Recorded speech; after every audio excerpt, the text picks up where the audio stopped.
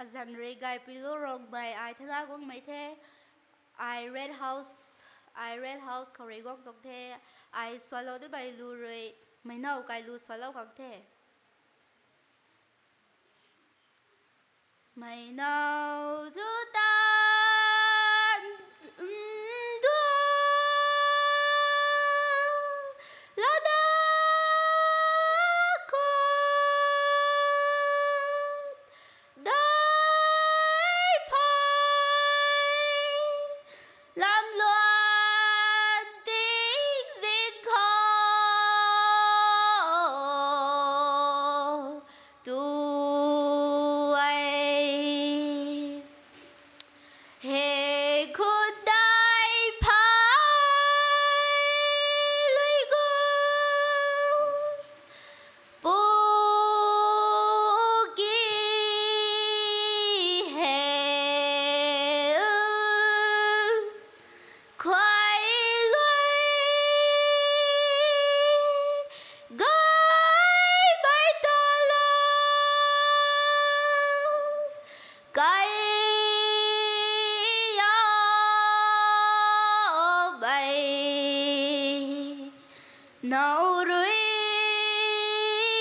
đu phù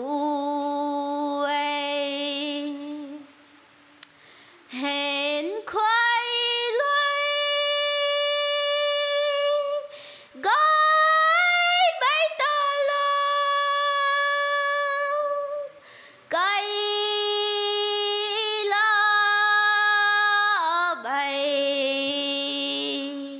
nào lên đôi lao đi khô tu ấy hè bay nào đôi lao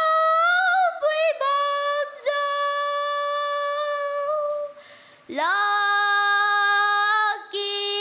Kim Đại La Ba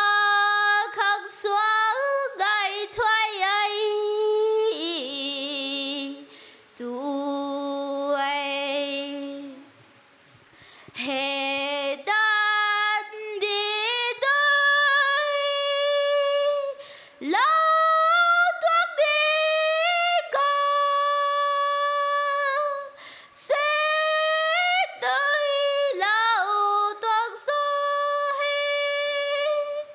muốn lấy hè đan đi tới lâu bắc ghé co xét đôi lão bắc ghé qua lên lấy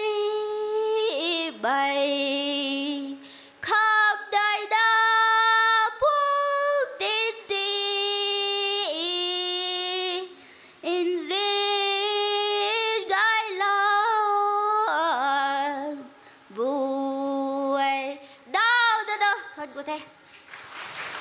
Chọn cơ thể